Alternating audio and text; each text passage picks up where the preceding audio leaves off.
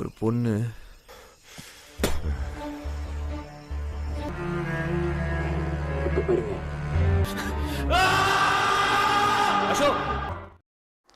Halo sahabat, Assalamualaikum.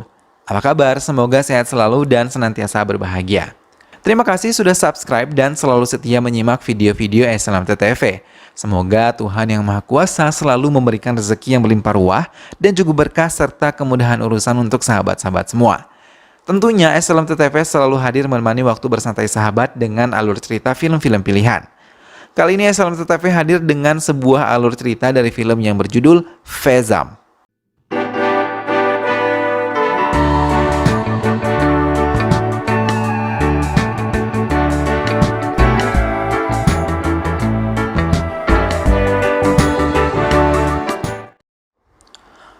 Beberapa mobil polisi dan mobil pejabat setempat mendatangi area pegunungan Nilagiri.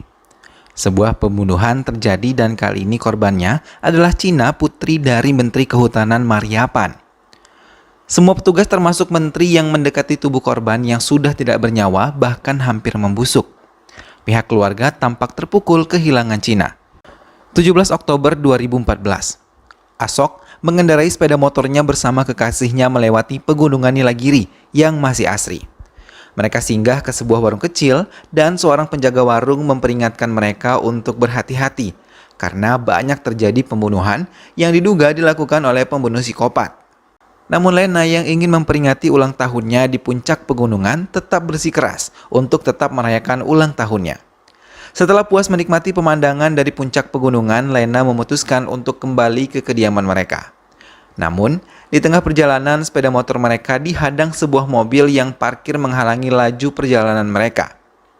Asok memeriksa mobil tersebut dan meninggalkan Lena di dekat sepeda motornya. Ia memindahkan mobil tersebut di tempat yang benar hingga mereka bisa melanjutkan perjalanan. Namun Asok terkejut ketika melihat dari spion dalam mobil tersebut ia tidak melihat Lena di dekat sepeda motornya. Ia mencari gadisnya, namun satu hantaman tepat mengenai kepalanya hingga membuatnya terhuyung dan terjatuh. Asok selamat dari kejadian itu, namun tidak dengan Lena. Peristiwa itu belum bisa dilupakan oleh Asok. Terkadang Asok menjerit bila terbangun dari tidur dan teringat peristiwa menyakitkan itu. 5 tahun kemudian di Coimbatore, Asok telah mendapatkan pekerjaan baik dan tinggal bersama kakak perempuannya setelah peristiwa menyakitkan itu terjadi. Walau 5 tahun berlalu, ia tetap mencari dan menyelidiki pembunuh Lena dari suara ancaman yang ia dapat. Kakak perempuannya terus mencoba menghibur Asok untuk bisa melupakan semuanya. Ia hanya ingin melihat Asok bahagia, bahkan mereka berniat mencarikan jodoh untuk Asok, tapi selalu ditolak oleh Asok. Ia hanya beralasan belum bisa sepenuhnya melupakan Lena yang selama ini selalu menemani hidupnya. Walau 5 tahun berlalu, Asok masih sering mendatangi makam di mana Lena dikuburkan. Kali ini ia bertemu dengan Francisco yang merupakan sepupu Lena sekaligus inspektur polisi yang membantunya menyelidiki kematian Lena. Franz, nama akrab untuk Francisco, meminta Asok kembali ke Oti, kota Asok tinggal dulu. Asok kali ini berkenalan dengan Preti, sahabat Kartik yang datang mengunjunginya bersama dengan Divya. Preti merasa tertarik pada sikap diam Asok yang menurutnya menarik. Asok selalu menghindari Preti, Divya maupun Kartik. Sementara itu, detektif yang mengurusi kasus kematian Lena mengundurkan diri karena ia benar-benar menemukan jalan buntu. Walaupun ia sudah mengumpulkan beberapa data tentang kematian beberapa warga yang diduga dilakukan oleh psikopat yang sama, karena di bagian lengan sebelah kanan selalu dituliskan huruf X oleh si pelaku. Asok terdiam dan ia tidak bisa membayangkan betapa sakitnya Lena mendapatkan tanda X yang diberikan oleh pembunuhnya tersebut. Preti mendapatkan cerita dari Kartik mengenai Asok dan juga Lena mulai tertarik untuk menuliskannya ke sebuah novel, karena ia adalah seorang penulis novel. Preti mencoba mendekati Asok untuk meminta izin pada Asok mengangkat ceritanya. Mendengar hal itu, Asok menjadi tersinggung. Preti mencoba menasihatinya dan mengajak Asok untuk move on dari masa lalunya 5 tahun lalu. Asok terdiam dan mengubah pendiriannya dan mau terbuka tentang masa lalunya dengan Preti. Asok memutuskan untuk kembali memasuki pegunungan Nilagiri. Saat di warung kecil, ia mencurigai seorang tunawicara yang ada di warung tersebut. Ia mengikutinya hingga tiba di sebuah rumah yang berada jauh di pelosok hutan. Asok yang tengah menyelinap tiba-tiba dipukul di bagian belakang dan ditutup wajahnya menggunakan sarung. Mereka akhirnya berkelahi dan saudara laki-laki pemuda itu datang dan membantunya. Eddie yang melihat Ashok sedikit terkejut dan ia berkata kalau ia menyesal tidak menghabisi Ashok bersamaan dengan Lena 5 tahun yang lalu. Ashok pun merasa mereka adalah pembunuhnya ketika mendengar Eddie berbicara. Namun Ashok yang telah mempersiapkan diri mampu menghadapi mereka. Ashok menarik tubuh Eddie, kakak laki-laki, saat adiknya pingsan. Kemudian Ashok mengikat pemuda tunarungu itu dan di hadapan Eddie ia menghabisi adik laki-lakinya.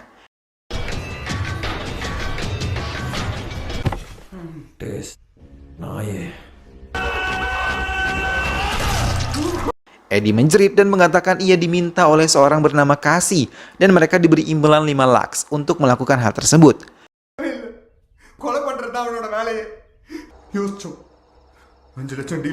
Cassie adalah pembunuh bayaran yang juga tewas dihabisi oleh psikopat karena lengannya terdapat tanda X sama seperti korban-korban yang lainnya. Sebelumnya mereka ragu untuk melakukannya, tapi Cassie terus membujuknya hingga sebelum mereka melancarkan aksinya, mereka memantau kediaman Lena selama 1 minggu.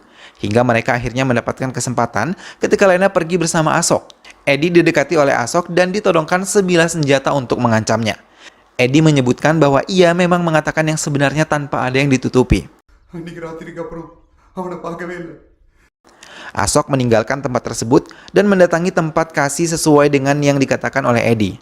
Ashok mendapatkan keterangan dari seorang warga kalau 5 tahun yang lalu Franz mendatangi kediaman Cassie untuk bertemu dengannya dan tak lama setelah itu Cassie menghilang dan tidak diketahui keberadaannya. Ashok mendatangi kediaman Franz untuk mencari tahu tentang Cassie. Ashok langsung membicarakan tentang Cassie dan menuduh Franz yang menjadi dalang di balik pembunuhan Lena dan meminta Cassie serta Eddie sebagai kaki tangannya. Ashok menodongkan senjatanya ke arah Franz dan meminta Franz untuk mengakui kalau ia adalah dalang dari semua ini. Franz meminta Ashok untuk tenang dan mulai membuka mulutnya untuk bercerita hal yang sebenarnya terjadi 5 tahun lalu. China datang bersama saudara laki-lakinya dan mengajak teman-temannya mendatangi kediaman Lena untuk mendatangi Gauri. China yang mencintai Gauri tapi tidak dihiraukan oleh Gauri. Mereka menyiksa Gauri dan Selvam yang memulai melecehkan Gauri diikuti oleh kedua temannya. Sementara China diolok-olok karena tidak bisa melecehkan Gauri di hadapan kawan-kawannya dan saudara laki-lakinya Selvam. China hanya bisa menangis apalagi saat Gauri dihantam di bagian kepalanya oleh Selvam hingga ia meninggal dunia. Mereka pergi meninggalkan Gauri begitu saja. China yang merasa terhina karena olok-olokan teman dan saudara laki-lakinya, ia menenggak banyak minuman beralkohol dan mendatangi Gauri lagi. Ia merekam aksinya melecehkan Gauri. Namun saat tengah melakukan aksinya, tiba-tiba Lena datang dan langsung terkejut melihat Gauri dalam kondisi memprihatinkan. Lena yang melihat China memegang sebilah besi langsung menghantam China dengan sekuat tenaga hingga tewas dan tubuhnya berlumuran darah. Karena panik, ia menelpon Franz dan meminta bantuannya. Franz memilih menggunakan desas-desus kematian yang disebabkan oleh psikopat untuk menutupi agar Lena tidak dicurigai. Mereka membuang mayat China ke hutan dan berusaha tidak memberitahu Ashok. Franz memilih diam karena ia tahu bagaimana kejamnya Mariapan dan telah banyak menghabisi orang untuk menjabat menjadi menteri hingga sekarang. Franz yang diberi wewenang untuk menyelidiki kematian China menggunakan kesempatan itu untuk menyadap semua pembicaraan yang dilakukan oleh menteri dan juga putrinya Selvam. Ia mengetahui kalau China merekam semua kejadian itu dan mengincar Lena untuk dihabisi, tapi mereka tidak mau menampakkan diri sebagai pelaku. Mereka juga menggunakan motif dari pembunuhan psikopat untuk menghabisi Lena. China mengambil handphone tanpa diketahui Lena dan dalam kondisi sekarat, orang-orang mereka yang melihat Lena pergi bersama Ashok, mereka menggunakan Eddie untuk menghabisi Lena dan juga Ashok.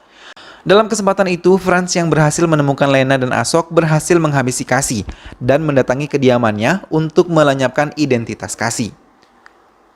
Franz memberikan bukti-bukti pada Ashok tentang rencana pembunuhan Lena yang dilakukan oleh Mariapan dan Selvam putranya. Franz sengaja menyembunyikan ini semua dari Ashok agar ia bisa melanjutkan hidup walau tanpa Lena. Perjalanan Selvam terganggu sama seperti perjalanan Ashok dan juga Lena 5 tahun lalu. Ashok menghalangi laju mobil Selvam dengan mobil yang sengaja ia parkir melintang di tengah-tengah. Supir Selvam memperbaiki posisi mobil tersebut. Melihat hal itu, Ashok langsung menarik tubuh Selvam dan membawanya masuk ke hutan. Ia memukuli sambil menutupi wajah Selvam. Namun Selvam berhasil membuka penutup wajahnya dan langsung menyerang Ashok hingga mereka pun berkelahi.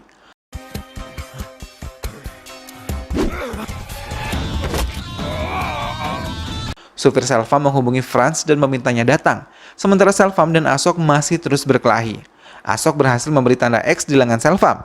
Franz yang tahu ini adalah perbuatan Ashok mengikuti permainan Ashok dan datang ke hutan tempat Selvam menghilang. Ashok telah berhasil menghantam tubuh Selvam menggunakan besi hingga Selvam tewas. Namun ia merasa bingung ketika mendengar sebelum kematiannya Selvam mengatakan kalau ia mendengar suara laki-laki dari telepon Cina. Karena sebelum Cina tewas, ia terlebih dahulu menelpon Selvam. Franz membawa supir dan anggotanya ke kediaman menteri untuk melihat Selvam telah kembali. Ia juga memerintahkan semua orang yang berada di kediaman menteri untuk berkumpul kecuali menteri dan mengumpulkan semua handphone milik mereka. Sementara Franz sibuk mengalihkan semua anak buah Mariapan, Ashok memasuki kamar Mariapan dan membungkam mulutnya dengan menggunakan bantal. Mariapan yang dalam keadaan terimpus tidak dapat berbuat apapun hingga akhirnya ia tewas. Setelah menghabisi Mariapan, Ashok menyelinap masuk ke mobil Franz dan meninggalkan kediaman Mariapan. Keesokan harinya, kematian Mariapan menjadi topik di semua pemberitaan di semua media. Franz memutuskan untuk pindah ke Kombator bersama keluarga kecilnya. Ashok yang melihat kepergian Franz menyelinap ke ruang kerja Franz dan mengaktifkan komputer Franz dan menghapus semua bukti percakapan Mariapan di komputer tersebut. Namun ia terkejut ketika melihat video yang ada di handphone Cina berada di komputer milik Franz. Saat tengah melihat video tersebut, tiba-tiba Franz datang dan langsung menghantam Ashok menggunakan benda tumpul. Ashok dan Franz pun berkelahi karena Ashok mulai menyadari kalau Franz telah mengkhianati Lena karena masih menyimpan video tersebut.